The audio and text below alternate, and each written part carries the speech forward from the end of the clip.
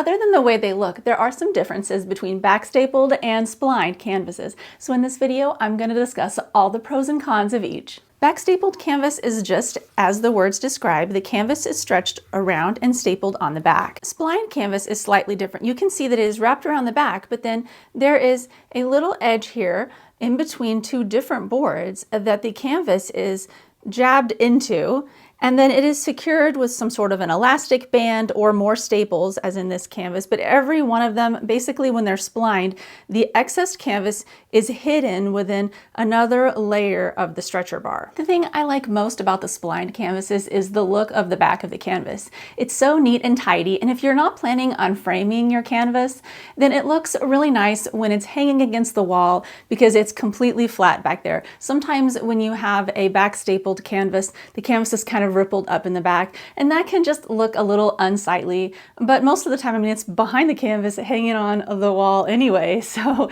it doesn't really matter. You're probably not going to see it, but some people don't like the way that looks. From a functionality standpoint, when you're actually painting on them, I don't think there is a clear difference between splined and backstapled canvases. I think it's just a personal preference on what the artist likes. For me though, as an artist, my preference is the backstapled version, and that's because if you ever need to take it off and tighten, like restretch, and then restaple, it's a whole lot easier to do that with the backstapled canvas versus the splined canvas. I've never actually taken a splined canvas apart, but I have heard horror stories from other artists taking these things apart and not being able to get them all back in there right, and then having to try to staple it and get it to all lay down flat in the back. And once you take it off, like you take the spline out, it looks really bad when you're trying to restaple it, like it's all uneven back there and everything. It's super obvious that you had to restretch it. And some customers might not like the way this looks, and if you did have to undo the splining and then restaple it and go through all of that, you might have to frame it or something to try to cover up what the back looked like before you sold it to a customer. So that's why for me, when choosing between the two types of canvases, the backstapled version is much better. Also, I purchased a lot of canvases from Dick Blick, and what I found is the Dick Blick Premier canvases, which is my favorite type of canvas to paint on,